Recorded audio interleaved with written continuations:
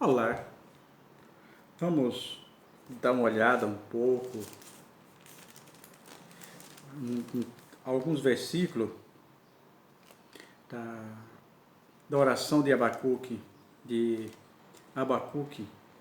capítulo 3, o versículo 17, parte da oração de Abacuque diz assim: Porquanto, ainda que a figueira não floresça, nem haja fruto na vide, produto da oliveira minta, e os currais não produzam, e os campos não produzam mantimento.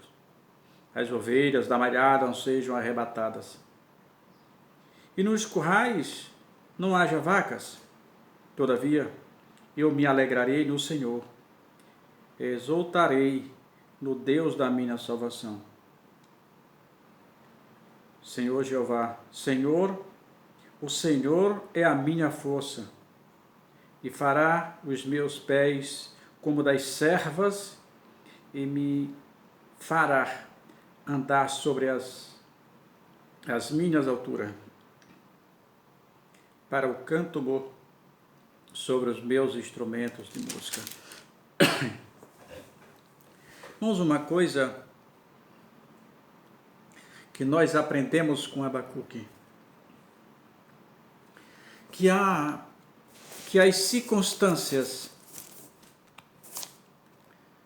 não podem servir de desculpas para que infringimos ou negamos o nome do Senhor. Abacuque, ele faz um relato de um possível deserto.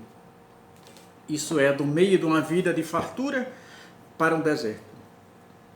E ele diz que mesmo assim ele se alegrará no Deus da sua salvação. Abacuque nós podemos ver uma fé fora do comum, uma fé extraordinária. Uma fé que nada leva o homem a se afastar de Deus. Por que não falar de Paulo, que nos momentos mais difíceis da sua carreira, Paulo afirma que foi abandonado, que ninguém foi ver, ninguém foi defendê-lo, ele quando estava preso em Roma. Paulo foi abandonado pelos seus maiores amigos, que diriam da igreja do Senhor. Ficou lá em Roma preso para morrer. E ele confessa, né, que só um dos discípulos, né, foi visitá-los. Mas você pensa que assim como Abacuque, as circunstâncias, a crueldade das pessoas, as circunstâncias do momento, do contexto histórico, levou Paulo a desistir de Jesus? Não. Assim como Abacuque disse, todo aquele momento Abacuque disse que ele, mesmo assim ele se alegraria. E assim foi Paulo, preso ali. Certo momento, para quem leu a história geral, ou para quem leu outros livros como Flávio José e outros, a cidade de Roma pega fogo.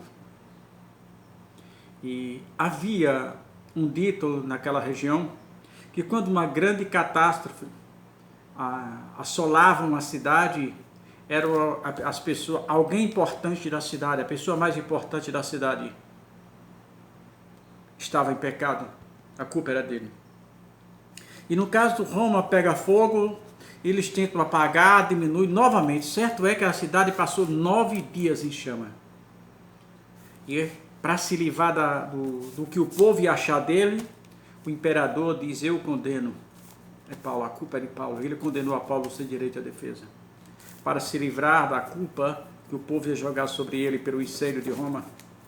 E o que ocorre é que a guarda pretoriana, a guarda real, sabia que Paulo era preso por questões políticas e ideológicas e não porque havia cometido algum crime. Eles sabiam que Paulo não cometera nenhum crime. E aquela guarda tratava Paulo carinhosamente. E um deles chega para Paulo e diz: Paulo, infelizmente chegou o seu dia, o imperador te condenou à morte. Você pensa que Paulo se desesperou? Que Paulo gritou? Que Paulo se esperneou? Que Paulo gritou: Jesus, tem misericórdia de mim? Não.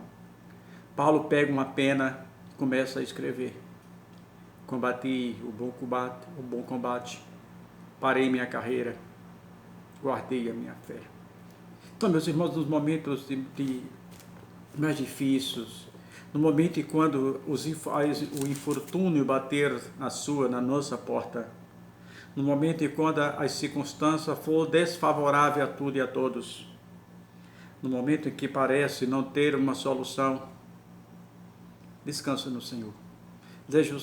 Paulo não se lamentou, porque Paulo sabia para onde ia. Paulo conhecia o Deus a que ele servia. Então precisamos ter a fé de Paulo, seja qual for a permissão de Deus, diante das circunstâncias, que aceitemos e louvemos ao Senhor.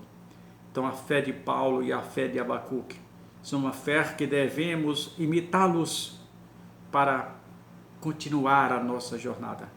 Não importa o que as pessoas digam a meu ou a teu respeito, se você estiver firme com Jesus, tudo vai dar certo.